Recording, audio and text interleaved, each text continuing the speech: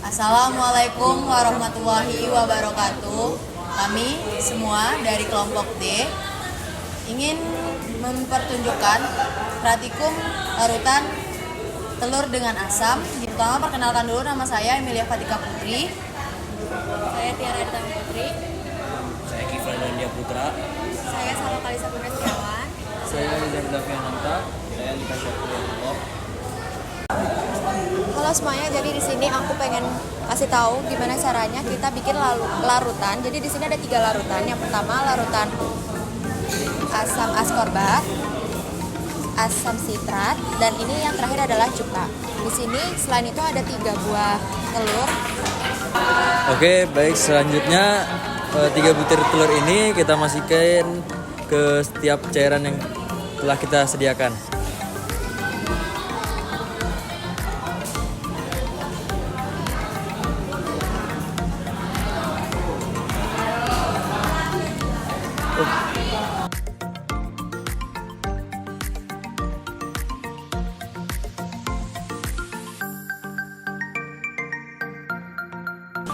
Setelah masing-masing telur dimasukkan ke setiap larutan, akan kita tunggu selama kurang lebih 24 jam.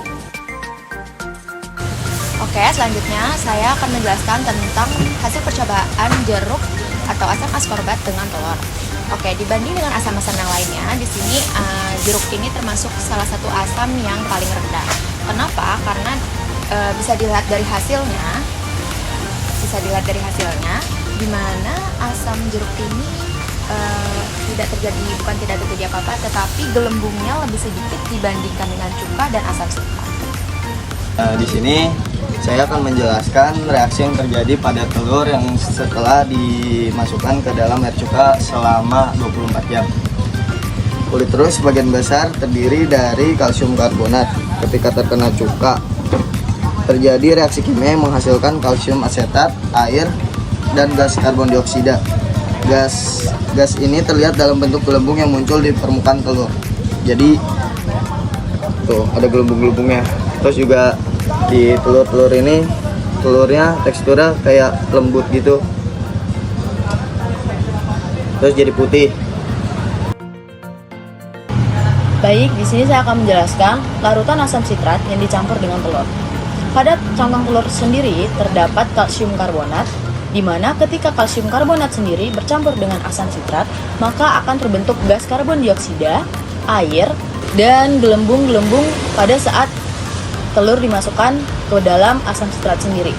Bisa dilihat bentukan telurnya seperti ini.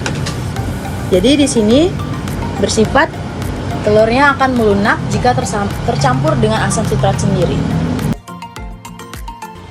Kesimpulan dari ketiga larutan telur tersebut bisa dilihat pada larutan cuka, cangkang telur menjadi berwarna putih dan elastis.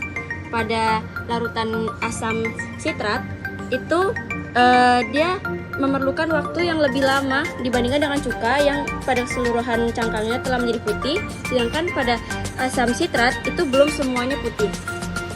Dan pada asam sitrat itu gelembung yang dihasilkan lebih banyak daripada asam cuka.